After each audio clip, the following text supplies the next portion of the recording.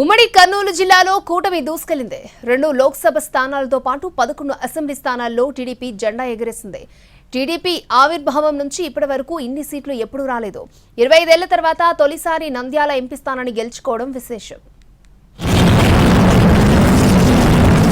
2019 ఎన్నికల్లో ఉమ్మడి కర్నూలు జిల్లాను వైసీపీ క్లీన్ స్వీప్ చేసింది. 2 లోక్సభ స్థానాలతో పాటు 14 అసెంబ్లీ స్థానాలను ఖాతాలో వేసుకుంది. ఈసారి ఎన్నికల్లో సీన్ రివర్స్ అయింది. కూటమి విజయఢంకా మోగించింది. మంత్రాలయం, ఆలూరు మినహా అన్ని స్థానాలను కూటమి అభ్యర్థులు గెలిచారు. 11 అసెంబ్లీ స్థానాల్లో టీడీపీ గెలవగా ఆదోనిలో బీజేపీ గెలిచింది. గత ఎన్నికల్లో పూర్తిగా తుడిచిపెట్టుకుపోవడంతో పాటు 2 దశాబ్దాలుగా జిల్లాలో క్రమంగా బలహీనపడుతూ వస్తున్న టీడీపీ ఒక్కసారిగా పుంజుకుంది.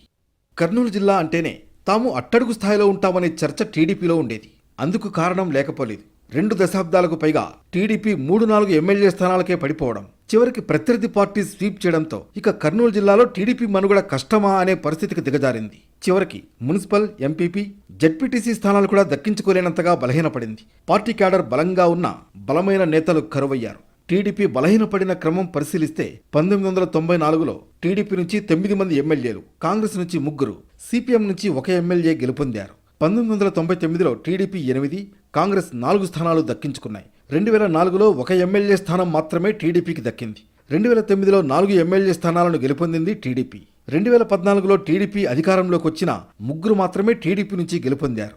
గత ఎన్నికల్లో అయితే ఖాతా కూడా తెరవలేకపోయింది సైకిల్ పార్టీ. ఇప్పుడు నంద్యాల జిల్లాలో క్లీన్ స్వీప్ చేసిన టీడీపీ కర్నూలు జిల్లాలో 2 స్థానాలు మినహా అన్నింటా గెలిచింది.